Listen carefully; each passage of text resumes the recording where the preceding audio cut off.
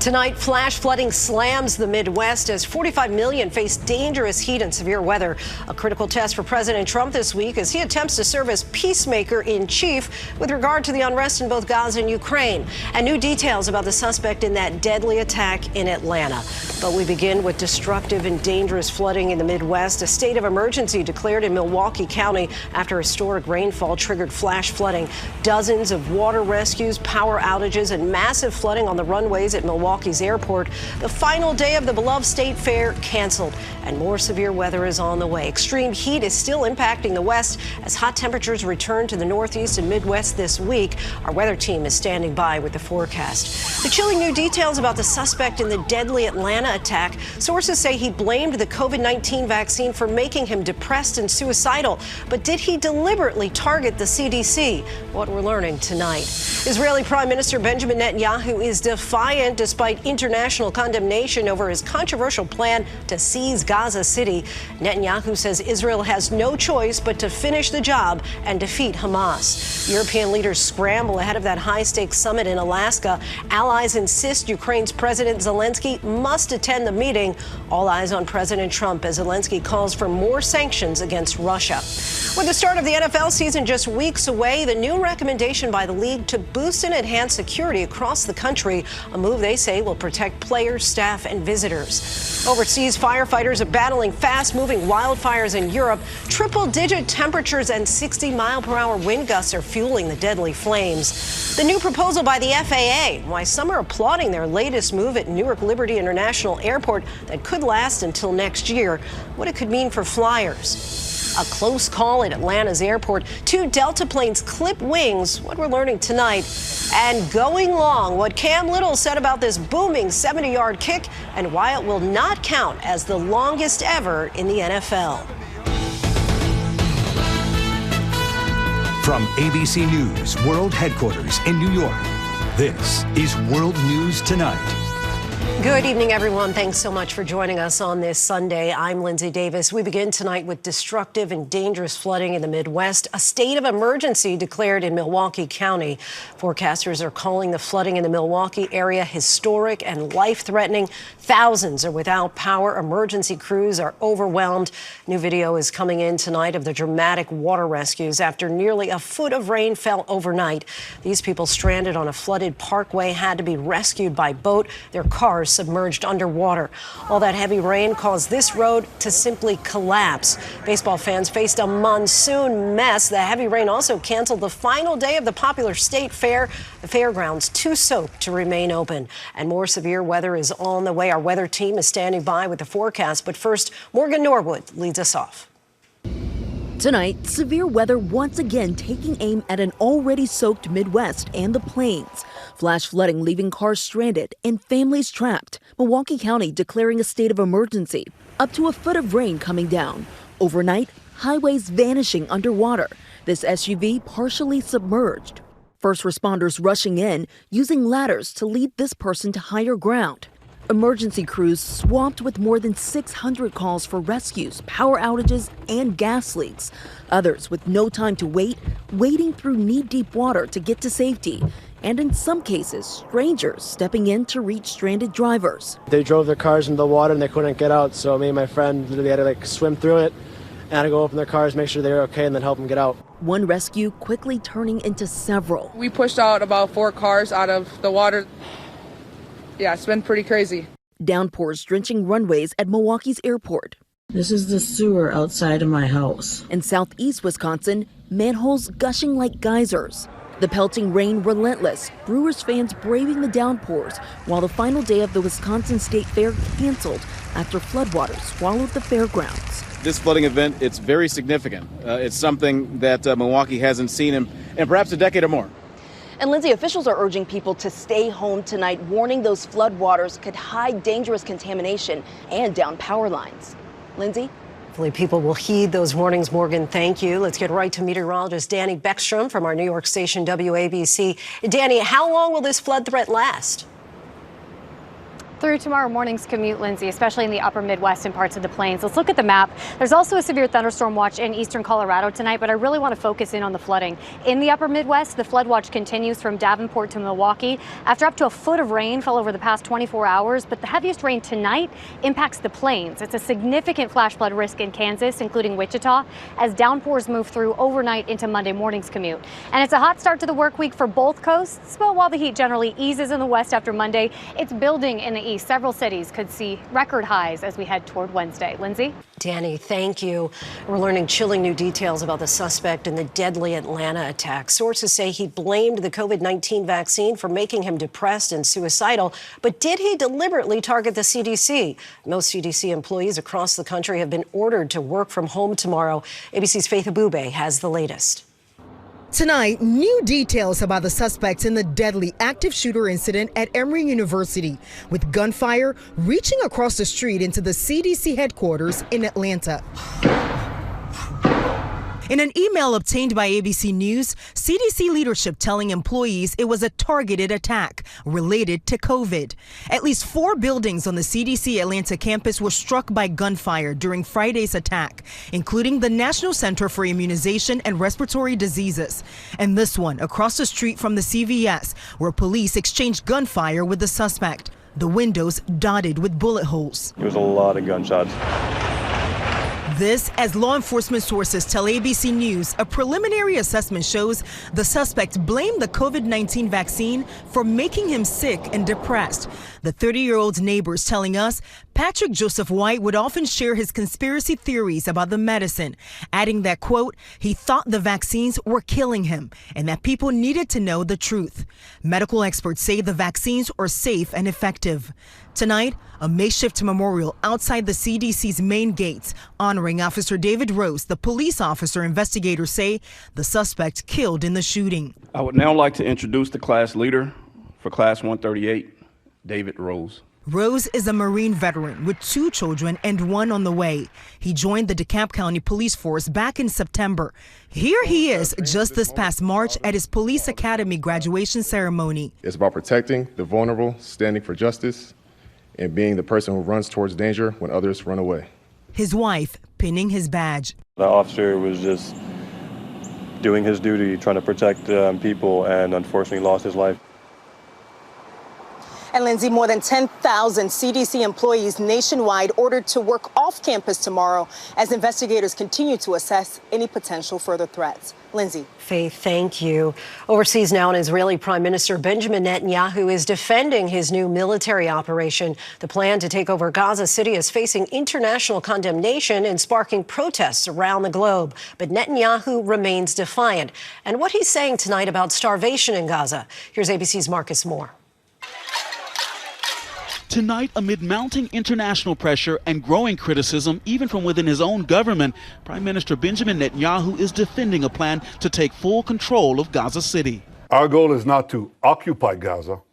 Our goal is to free Gaza, free it from Hamas terrorists.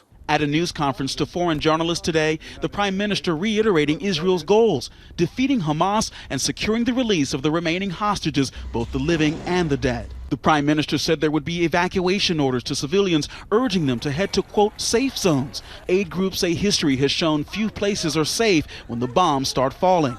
During an emergency meeting of the UN Security Council, an impassioned rebuke. In Gaza, children and babies are suffering from starvation. Hundreds of civilians have been killed trying to access basic food supplies. This inhumanity cannot be justified. In recent weeks, President Trump has grown frustrated with Netanyahu's strategy, urging him to allow more food into Gaza. The Israeli leader pledged to open more humanitarian aid routes and insists that Israel has no starvation policy. Every day, more people are dying from malnutrition, according to the Hamas-run Gaza Health Ministry. 217 have died since the war began. Among them, 100 are children. In a statement, a director of Save the Children said in part, "What kind of a world have we built to let at least 100 children be starved to death while the food, water, and medical supplies to save them wait just miles away at a border crossing?" Lindsay, back to some of Prime Minister Netanyahu's comments today. He publicly conceded for the first time that there was a problem of deprivation in Gaza, alluding to the hunger crisis the international community had warned of for months. Lindsay. Marcus, thank you. Back here in the U.S., the countdown is on to that critical summit between President Trump and Russia's Vladimir Putin. Now allies are pushing for Ukraine's President Zelensky to attend the meeting in Alaska on Friday. More now from ABC senior White House correspondent Selena Wang. Tonight, a diplomatic scramble days before President Trump's high-stakes summit with Vladimir Putin as Ukraine's President Zelensky remains on the sidelines. European leaders united, warning the path to peace in Ukraine cannot be decided without Ukraine. The White House insists Trump is open to Zelensky joining, even as they prepare to meet without him. The decision is going to be made by President Trump, and if he thinks that that is the best scenario to invite Zelensky, then he'll do that.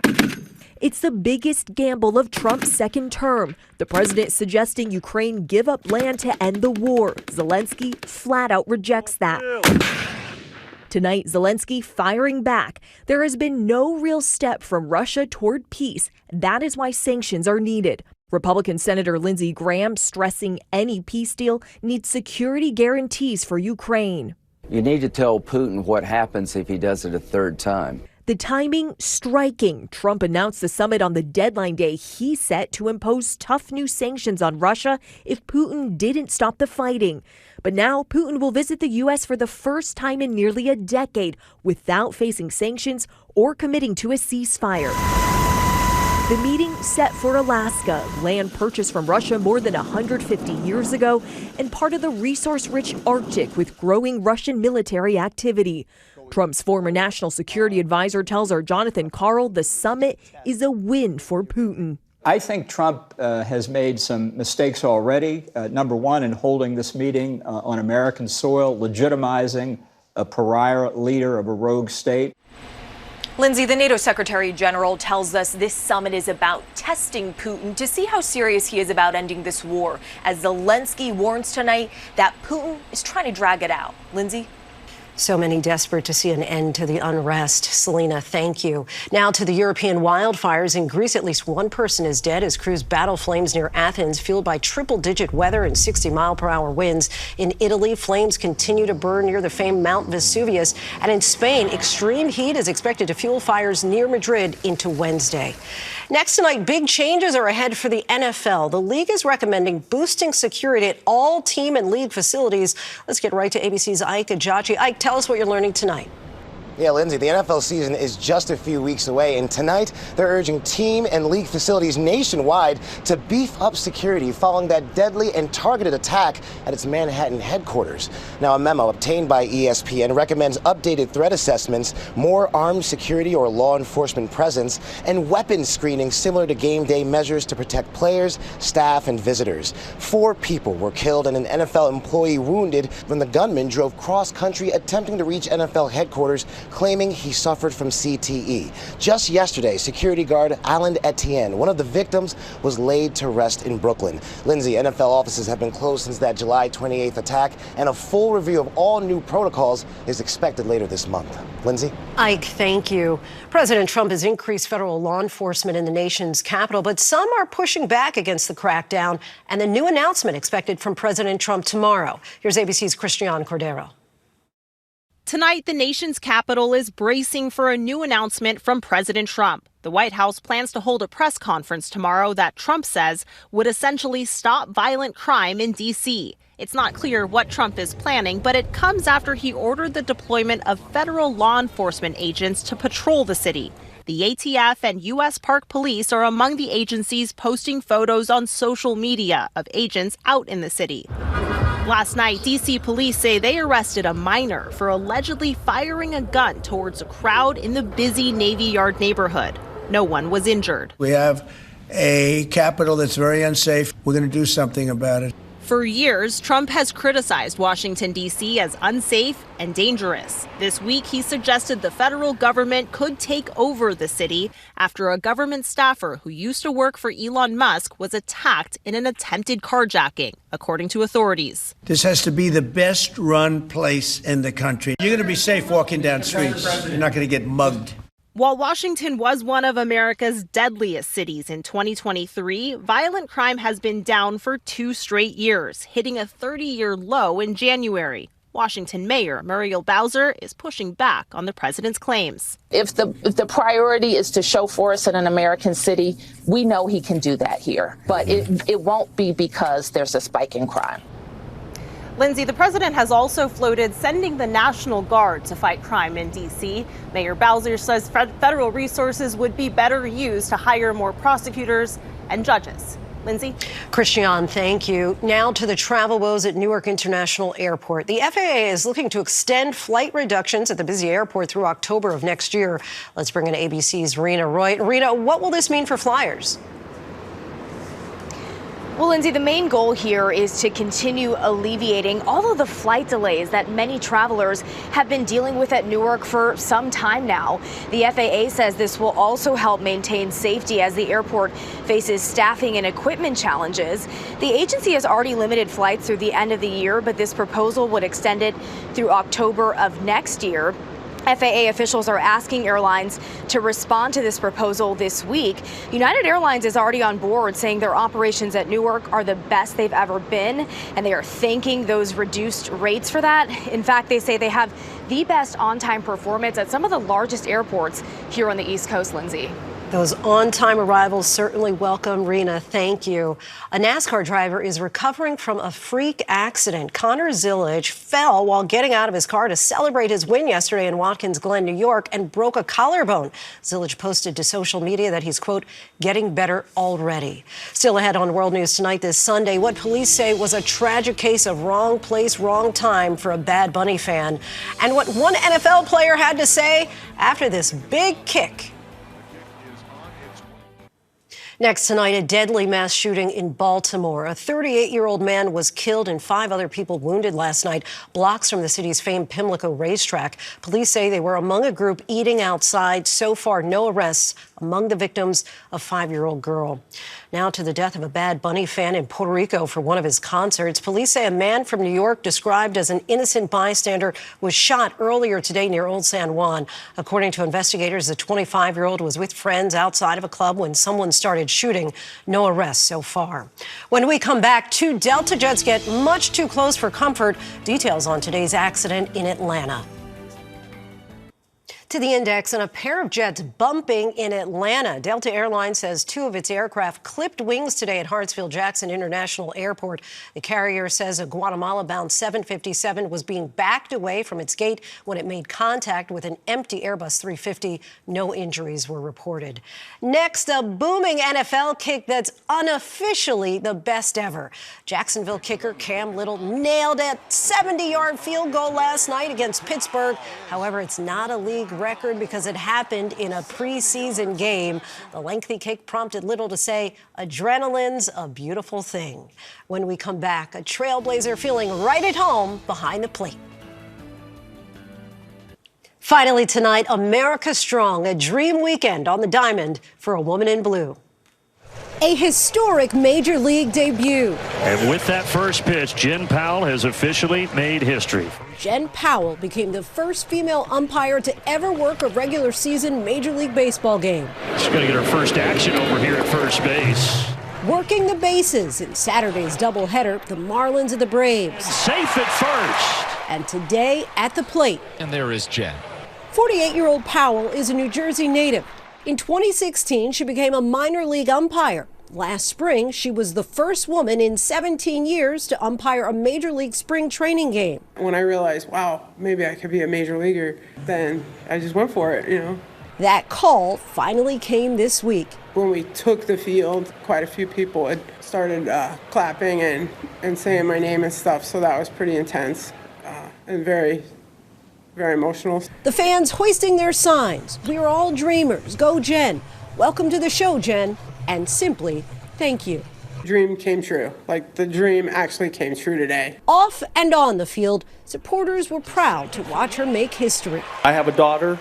She was so excited to meet Jen. And, you know, this is just a great role model and for girls and women out there. Double play! It's just fuel for the fire. I'm going to go out there and work harder tonight, harder tomorrow, and just keep it going. A real pioneer. Thanks so much for watching. I'll see you on Good Morning America in the morning. David Muir right back here tomorrow night. I'm Lindsay Davis. Good night. David Muir, the most watched newscast in America. And now, ABC's World News Tonight has won the Emmy for Best Live News Program for the third year in a row.